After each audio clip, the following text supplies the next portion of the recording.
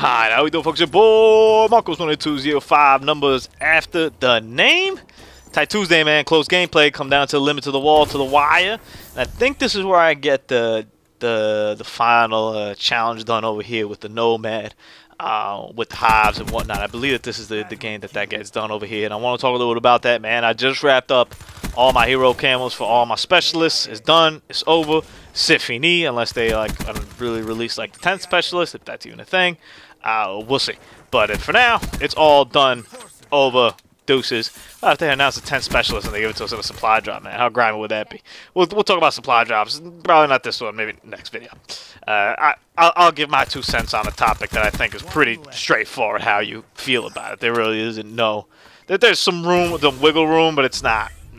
It's kind of pretty chalk as to how anybody with some brains would feel about that. And check this dude out, man. Wall running and got me. I was like, yo.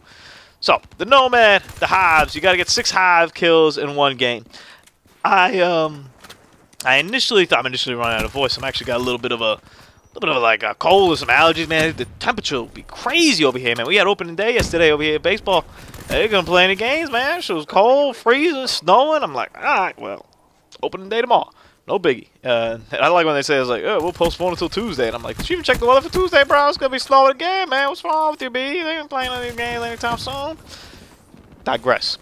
At first impact when I saw, I was like, 6 in one game. I remember having such a difficult time getting like the doubles or whatever you had to get for the first time. I was like, 6 in one game? That's going to be crazy. In all fairness, the doubles was probably harder. There's certain maps where the hives just were better. There's certain maps that are just better for challenges, period, I found out. Through this whole experience, and it's not anything. I'm not gonna break any headline news here, but one of the maps I found to be easiest was actually Rift, because it's not. Everyone's kind of around the middle. So if we look at where I kind of put stuff at, put one there, put another one there in case someone actually breaks through. I try to chuck one into the other room because there's always someone coming in there, and maybe they won't look behind them. And then I chuck one over there, and then I'm like, oh. The difficulty is you also got to keep in mind that there's 6 of these suckers, so you got to use all 6 of them. The other thing that you got to do is stay alive. I blew this oftentimes, and sometimes I didn't. In this game, I kind of kept moving. Other games, I wouldn't mind actually just pausing and staying in a room. Like, I think I did it once at Breach, and I kind of just stayed in that top room, and I was just dominating over there. Another thing you want to do is kind of flip the spawns, especially if you put them into somewhere where you're spawning. I kind of try to throw them in the middle of the map and kind of where I initially spawned. I mean, if you look at where I put that first one, it was literally that room that I just walked into. Another thing to keep in mind, which I think is accurate, and I found it kind of strange, and I'm still kind of 100% not even sure about it, is your EMPs will kill them, which is something that I don't feel happens often, if ever, in Call of Duty. Or at least I chuck EMPs left and right. I never experienced a spot where they die, and I actually went all the way around. I normally don't come this side, but once again, I'm just trying to stay alive right now. I'm trying to flank them, trying to get around them, playing the game. I want to get the kills, da-da-da-da-da. But I'm trying to stay alive. Boom. All of a sudden, those are 3 right there. Put them in good spots. Stay alive is the key. Even if you have to change a little bit how you feel. But if you notice, I'm still playing pretty aggressive. I'm still moving around up here in the middle of the map. But there was other games, not this one, but there was other games when I would kind of chill. I put them in Nuketown. Nuketown was another good map where I did it. And I would kind of chill in the top room. Which is something I used to do back in the old days, back in the original Nuketown days. But since then, since Black Ops 2, I really never really go to the top room unless I need to get somebody out of there. And in this game, I don't ever even go to the top room unless I need to get someone out. And even then, I probably still won't go there. Sometimes I'll just chuck a nade and, it'll be whatever. But in this case, I kind of threw them out over there in the middle of the map. I threw them all around like the bus or whatever. I shot one to the other room across the street. But I kind of threw them as to, if we're spawning yellow, I'll throw it onto green. Pretty much how that worked. I found that was a good map to do that. Found that was a great map to do the reject. Maybe I'll put up a video about that. I'm not sure. But the reject one, wow, that was so much easier on Nuketown with all the chaos going on. Amazing. Sensational. Ooh, I smell that chicken cook.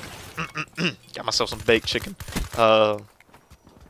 Baked chicken drumsticks I'm making right now. Pretty baller, not gonna lie. Tasting good. Put a little aceite, aceite de oliva, and then some vino blanco. And then we just marinated un poquito de salsa italiano con perejil y ta-ta-ta. Send aside my food preferences. Coming up and getting them over here now. I saw that guy. Another thing you can do with them is stick them to people. I wouldn't 100% suggest that unless you're desperate. I had a couple desperate situations, like right there, for example. I was trying to stick it to that guy, and he was about to ruin it right there because I literally was about to just die right there. One thing I noticed too, oftentimes when I would do this, I would kind of peek at the bloodthirsty. You know, you got to get a bloodthirsty. I feel like if you want to get these 6 kills at some point in time, you're gonna have to get a bloodthirsty. You're gonna have to stay long enough for these things to kind of work themselves out. So Nuketown, Combine's another one where it'd be good to throw these guys because you could throw one up on top of the openings on like the second level. They look at the map. There's always somebody there, and then you kind of pick and choose. You know, be like, hey, there's gonna be a person coming out that way. The spawn's over that way. I'm gonna throw 2 over there just to make sure. Throw them through the passageways. Combine, I felt worked really well for that. Nuketown worked really well for that. Stronghold didn't work as well. Infection worked pretty good for that. Rift I found worked pretty good for this. Splash worked pretty good for it too. I was able to put them kind of in the tubes, and sometimes people would really notice. I don't think I actually did it. I think I did do it once. I think I did it like 2 times on Nuketown, 2 on Rift, 1 on Splash, and I don't remember what the other map was I managed to pull off. Maybe Breach was the other map that I managed to pull it off on. So it's difficult though. Nonetheless, it's difficult. You're gonna have to put overclock. I'm sure there's better game modes to do it. You know, I'm just thinking in theory, if you play Dom and you throw the hive on like the A or the B flag, maybe. But I don't know. People EMP that kind of stuff. I really only play kill confirmed. I occasionally dip into the game modes, but for the most part, when I play by myself, especially, I play in kill confirmed, and I managed to do all the challenges in kill confirmed. So I don't see why anybody else couldn't do that. I'm not really that special, even though I did get a message the other day. I gotta put that picture up on Instagram, man. Make sure you follow me Instagram, Marcus18205, all that stuff in the description, all that good stuff on Twitter too. See my hateful messages. I got a pretty hateful message the other day, man. I love throwing up the hateful messages that I get from folks. But I got a nice little message when I logged into the game. I was like, hey, you got a 31 kill streak. You're in the top 3%, blah, blah. I'm like, oh, it's cool. I did that a minute ago, but I'm cool.